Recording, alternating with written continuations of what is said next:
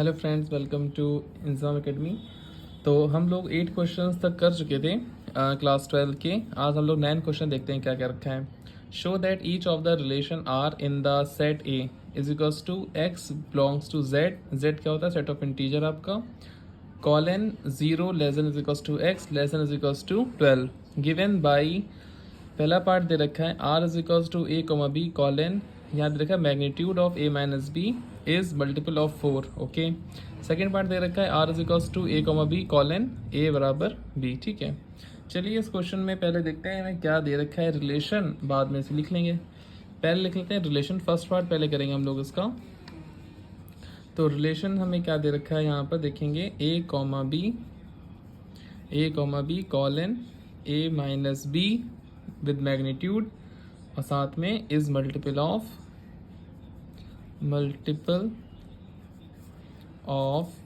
4। Okay, ये हमें दे रखा है गिवन यहाँ पर।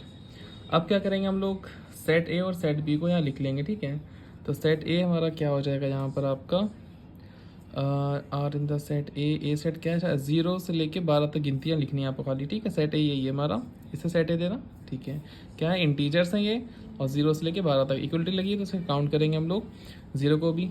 1 2 3 4 5 6 7 8 9 10 11 12, ये हमें सेट ए दे रखा है। ओके, अब हम लोग क्या करेंगे, अब इस कंडीशन को वेरीफाइड कराएंगे हम लोग। ठीक है, इस कंडीशंस को वेरीफाइड कराएंगे तो आर हमारा सेट क्या क्या आएंगे हम लोग यहाँ पर उसको लिखते चले जाएंगे। ठीक है, सबसे पहले जब हम लोग यहाँ पे 0 पुट करेंगे, ठीक है, 0,0 एक मिल गया मुझे। दूसरा तो इस क्वेश्चन में है कि 0 इसका जो मल्टीपल है वो आना चाहिए 4। ठीक, ए माइनस बी घटाने पर 0 माइनस 0 घटाओगे तो 4 इंटू 0 कितना होता है, 4 इंटू 0 क्या होता है, 0 ही होता है ना आपका, तो 0 तो टेबल में आता है। ठीक है, बहुत बढ़िया। फिर क्या ले सकते हैं 0,4, 0 माइनस 4 करोगे आप तो -4 आएगा और -4 भी क्या होगा, 4 से मल्टीपल हो सकता है। और हम 4,0 भी यहाँ पर लिख सकते हैं। 0,8 भी 4 के पहाड़े में आता है, 8,0 भी 4 के पहाड़े में आता है। जैसे कि 0 माइनस 8 मतलब माइनस करना है, ए माइनस बी सेट हमारा। ठीक है, तो 0 माइनस 8 कितना हो जाएगा आपका, 8 होगा आपका। मैग्नीट्यूड की वजह से प्लस का हो जाएगा, क्योंकि मैग्नीट्यूड मीन्स क्या होता है, जो ये मैग्नीट्यूड यहाँ लिखा हुआ है मॉड मैग्नीट्यूड, अगर यहाँ माइनस का 2 लिखा है तो इसकी वैल्यू क्या हो जाती है, प्लस का 2 अपने आप हो जाती है। ठीक है, मैग्नीट्यूड में कोई नंबर नेगेटिव नहीं रहता आपका। तो 0 माइनस 0 आप करोगे तो 0 आएगा और 0 क्या होता है, मल्टीपल ऑफ 4 होता है। 0 माइनस 4 करोगे आप तो क्या आएगा, -4 तो +4 हो जाएगा आपका मॉड की वजह से, वो भी मल्टीपल ऑफ 4 होता है आपका। यहाँ अगर मॉड ना लगा होता तो हम इसको नहीं लिख पाते। 4,0 कितना हो जाएगा आपका, 4, वो भी मल्टीपल ऑफ 4 होता है। 0 माइनस 8 -8 होता है और -8 मॉड में क्या हो जाएगा, +8 हो जाएगा, वो भी 4 के टेबल में आएगा। फिर 8 माइनस 0 तो आएगा ही आएगा 4 के पहाड़े में। और यहाँ क्या लिख सकते हैं हम लोग, लिख सकते हैं 0,12 और 12,0 भी लिख सकते हैं। ओके, अब हम लोग क्या पुट कर सकते हैं, 1,1 भी लिख सकते हैं यहाँ पर हम लोग। ठीक, 1,1 मतलब 1 माइनस 1 आप करोगे तो कितना आएगा आपका, 0 आएगा और 0 तो मल्टीपल ऑफ 4 होता है आपका। और क्या लिख सकते हैं 1,5, क्योंकि 1 माइनस 5 करेंगे आप तो कितना आएगा आपका, बताइए, -4 आएगा ना। -4 मोड का क्या हो जाएगा, +4 हो जाएगा आपका, तो भी 4 के टेबल में आएगा आपका। 5,1 भी यहाँ पर लिख सकते हैं। और ये मतलब हैं डॉट डॉट यहाँ लिख देते हैं हम लोग, इतना कौन करेगा। ऐसे ही हम लोग कर सकते हैं 2,2 भी लिख सकते हैं। 2,2 कितना हो जाएगा, 2 माइनस 2 0 और 0 तो मल्टीपल ऑफ 4 होता है। फिर 2,6 भी लिख सकते हैं यहाँ पे हम लोग, 6,2 भी लिख सकते हैं। कैसे, 2 माइनस 6 4, -4 होगा ना, तो -4 मॉड में +4 हो जाएगा आपका, वो भी मल्टीपल ऑफ 4 हो जाएगा। फिर 6,2 मतलब 6 माइनस 2 कितना होगा, 4 होगा, वो भी आपका मल्टीपल ऑफ 4 होगा। इतना रहने देते हैं अभी फिलहाल हम लोग, बहुत सेट बनेंगे वरना इस तरीके से तो आपके। Show that each of relation R in the set A is given by. इस क्वेश्चन में हमको शो करना था कि ये क्या है आपका, इक्विवेलेंट है, शायद हम लिखना भूल गए क्वेश्चन में, यहाँ लिख देते हैं दोबारा से, इज एन इक्विवेलेंट। क्या शो करना है हमको, इक्विवेलेंट। ये एनसीईआरटी के क्वेश्चन नंबर 9 है आपका, आप देख सकते हैं अपनी बुक में दे रखा हुआ क्वेश्चन आपको। ठीक है, और क्या दे रखा है क्वेश्चन में, find the set of all elements related to in to first case. चलिए उसको बाद में देखते हैं। पहले तो हम लोग इक्विवेलेंट इसको प्रूव करते हैं। ओके, इतने रिफ्लेक्सिव कंडीशन आप लोग जानते हैं, अगर आप लोग रिवाइज कर रहे होंगे तो आप लोग जानते होंगे रिफ्लेक्सिव कंडीशन क्या होती है। देखिए यहाँ पे 0,0 भी है, 1,1 भी है और 2,2 भी है, और आपका यहाँ पे 3,3 भी हो सकता है, 4,4 भी हो सकता है, ऐसे ढेर सारे नंबर हो सकते हैं। यहाँ इतने रखते हैं खाली, बिलोंग्स टू आर, और ये क्या हो जाएगा, आर हमारा, आर इज रिफ्लेक्सिव, क्या हो जाएगा, रिफ्लेक्सिव। ठीक है, और हम लोग क्या लिख सकते हैं यहाँ पर, रिफ्लेक्सिव तो प्रूफ हो गया हमारा। अब सेकंड नंबर पे क्या आता है, सिमेट्रिक। सिमेट्रिक सिमेट्रिक प्रूफ कैसे करते हैं उसको अब पता होगा आपको, कि अगर 0,4 बिलोंग कर रहा है हमारा आर में, तो 4,0 भी आर में बिलोंग करना चाहिए। ऐसा है यहाँ पर नहीं है, देखिए 0,4 भी है, 4,0 भी है, 1,5 भी है, 5,1 भी है, 2,6 भी है, 6,2 भी यहाँ पर है। तो यहाँ पर आप देख सकते हैं आर क्या है हमारा, आर इज सिमेट्रिक। आर क्या है, सिमेट्रिक भी है। अब हम लोग क्या देखेंगे, ट्रांजिटिव। ट्रांजिटिव की कंडीशन क्या होती है, ट्रांजिटिव ट्रांजिटिव में हम लोग देखते हैं कि अगर 1,5 मान लीजिए बिलोंग कर रहा है आर में, और 5,1 बिलोंग कर रहा है आर में, तो 1,1 भी क्या करना चाहिए, आर में बिलोंग करना चाहिए। कहाँ से लिख रहे हैं, शायद आप भूल गए, दोबारा लिख देता हूँ मैं। इसकी कंडीशन क्या होती है, अगर a, b belongs to R है तो, एंड b, c भी आर में बिलोंग कर रहा है आपका रिलेशन में, तो a, c भी आर में बिलोंग करना चाहिए। तो हम कहते हैं इसको आर इज रिफ्लेक्सिव। तो यहाँ पे देखिए 1,5 भी है हमारा, कंपेयर इज 1,5, दिस 1,5 भी है, 5,1 भी है, और 1,1 भी है यहाँ पर। तो लिख सकते हैं R is transitive, R is transitive, transitive. R क्या है यहाँ पर, ट्रांजिटिव प्रूफ हो गया। ठीक है, अच्छा यहाँ पर क्वेश्चन में एक बात और भी लिख रखी थी, वो मैं लिख देता हूँ यहाँ पर। चलिए, क्वेश्चन में लिखा था ऑल एलिमेंट्स रिलेटेड टू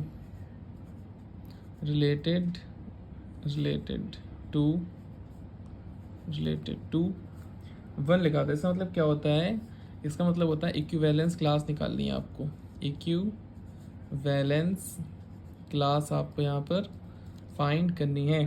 ठीक है, वो कैसे फाइंड करते हैं, देखिए 1 के निकालनी है हम लोगों को, इज इक्वल्स टू, तो a,1 हो जाएगा आपका, a-1 हो जाएगा विद मैग्नीट्यूड इज मल्टीपल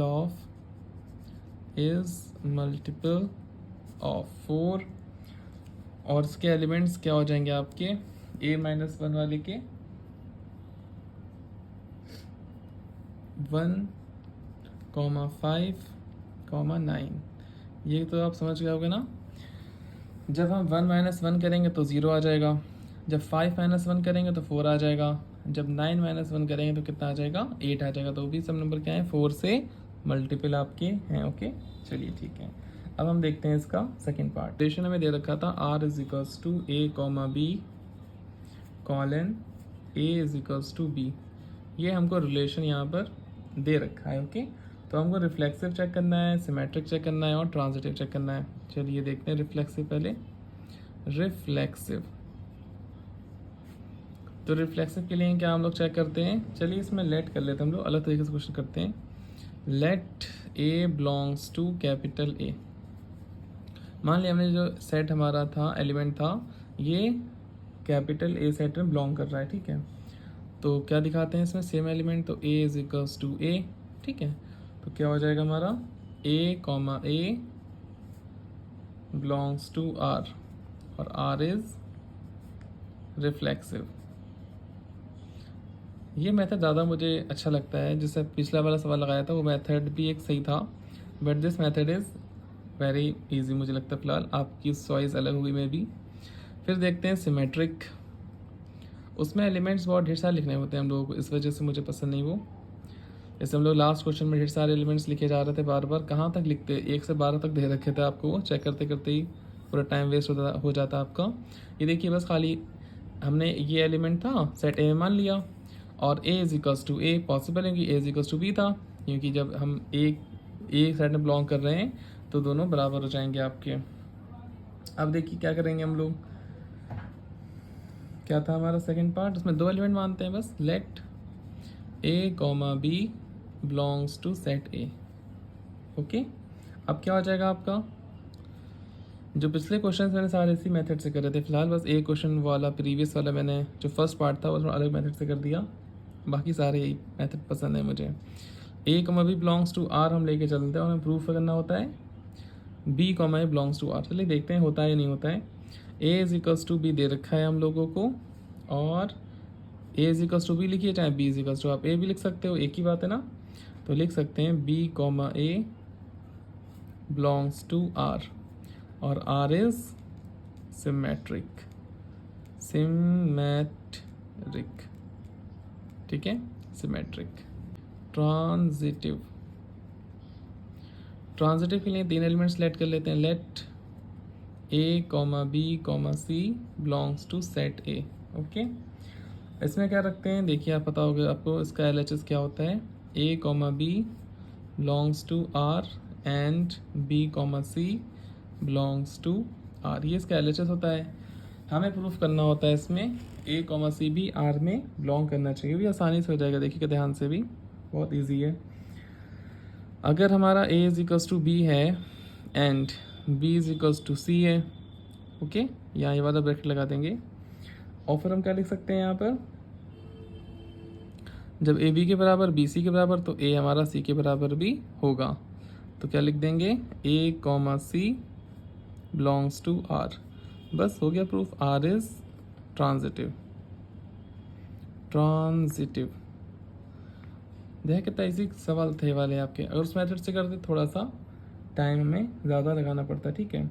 ये तीनों चीज़ें प्रूफ हो जाती हैं तो हम लिख देते हैं R is equivalent, R is equivalence, ठीक है, ऐसे प्रूफ करते हैं हम लोग इक्विवेलेंस को। अब इसमें वाला एलिमेंट भी था ना हमारा, वो भी करते हैं फिर, जो इसका एक क्वेश्चन में आगे दे रखा था, सेट ऑफ एलिमेंट ना, set of element related to one, इसका मतलब मैंने बताया था ना आपको, इक्विवेलेंस क्लास निकालनी है आपको वन की, तो वन ब्रैकेट लगा लेंगे यहाँ पर, is equals to A comma one colon A is equals to one, बस बी की जगह वन पुट करना होता है, बाकी तो बहुत आसान है ये। तो ऐसी कंडीशन क्या है बताइए आपकी, कि ए हमारा वन के बराबर हो जाए, ए की वैल्यू क्या आ जानी चाहिए, वन आ जानी चाहिए, बस one is equals to one, satisfied हो जाएगा हमारा। आगे बात समझ में। अब देखते हैं क्वेश्चन नंबर 10। चलिए देखते हैं क्वेश्चन नंबर 10 में क्या पूछ रहा है हमसे, give an example of relation. आपको एक रिलेशन का एग्जाम्पल देना है जो पहला पार्ट सिमेट्रिक तो हो लेकिन रिफ्लेक्सिव भी ना हो और ना ही ट्रांजिटिव हो। चलिए देखते हैं। फर्स्ट का आंसर हम सेट ए ले लेते हैं, यहाँ पर एक सेट ए, उसके एलिमेंट्स ले लेते हैं 1, 2, 3। ओके, तो यहाँ पर हम रिलेशन क्या लेना पड़ेगा हमको, 1, 2 और 2, 1 बस, क्योंकि हम जानते हैं जो सिमेट्रिक कंडीशन होती है वहाँ एलिमेंट्स कैसे आने चाहिए। सिमेट्रिक के लिए कंडीशन क्या होती है, ए कॉमा बी है अगर तो क्या होना चाहिए इसका आंसर में बी कॉमा ए होना चाहिए। इसलिए हमने ये एलिमेंट क्या ले लिए 1, 2 और 2, 1 ले लिए। ठीक है, अब देखिए सेकंड पार्ट क्या है हमारा, transitive but neither reflexive not symmetric. इसमें लिखा है सिमेट्रिक नहीं होना चाहिए ना ही रिफ्लेक्सिव होना चाहिए। ठीक है, 1, 2 ले लिया, 2, 3 और फिर 1, 3 इस तरीके से लेंगे, क्योंकि हमें से क्या प्रूफ करना था, ट्रांजिटिव प्रूफ करना है ना। उसके लिए कंडीशन क्या होती है हमारी, ए कॉमा बी है अगर तो B comma and B comma C है, तो आंसर क्या आना चाहिए आपका सी को, वही ए कॉमा सी आना चाहिए। कितना आना चाहिए, ए कॉमा सी। इस वजह से हमने एलिमेंट क्या लिए 1, 2 ले लिया, 2, 3 ले लिया और 1, 3। ये क्या हो गया हमारा, ट्रांजिटिव की कंडीशन वेरीफाइड हो गई। क्वेश्चन में ट्रांजिटिव प्रूफ करना था हम लोगों को, transitive but neither reflexive nor symmetric, ना तो वो रिफ्लेक्सिव हो ना ही वो सिमेट्रिक। अगर हम यहाँ पे 2, 1 लिख देते तो 1, 2 था, 2, 1 हो जाता, तो वो तो सिमेट्रिक हमारा हो जाता। लेकिन इसमें लिखा है नॉट सिमेट्रिक, सिमेट्रिक नहीं होना चाहिए, इस वजह से हमने इसको करा। ये थर्ड क्वेश्चन ही करेंगे। रिफ्लेक्सिव एंड सिमेट्रिक, अब प्रूफ करना है रिफ्लेक्सिव भी हो सिमेट्रिक भी हो लेकिन ट्रांजिटिव ना हो। चलिए देखते हैं इसका आंसर नीचे। तो हमारा थर्ड पार्ट देखते हैं क्वेश्चन का। इसमें सेट हमारा सेम ले लेंगे, 1 2 3 वाला सेम, 1 2 3। बस यहाँ पे रिलेशन आपको बनाना पड़ता है थोड़ा दिमाग लगा करके। ओके, तो 1,1 होना चाहिए, 2,2 भी होना चाहिए और 3,3 भी होना चाहिए। क्यों होना चाहिए? क्योंकि हमें क्या प्रूफ करना है इसमें? रिफ्लेक्सिव। रिफ्लेक्सिव में सेम एलिमेंट्स होना ज़रूरी होता है और हमें इसका सिमेट्रिक प्रूफ करना है। ठीक है, तो इसमें एक दो एलिमेंट और ले लेंगे, जैसे 1,2 ले लिया और 2,1 ले लेंगे। बस 2,1 ये क्या हो गया हमारा? रिफ्लेक्सिव भी हो गया और सिमेट्रिक भी हो गया। ओके, तो रिफ्लेक्सिव के लिए समझते हैं आपको कंडीशन क्या होती है। रिफ्लेक्सिव के लिए इसमें a, a बिलोंग करना चाहिए R में। ठीक है, बस ये होती है।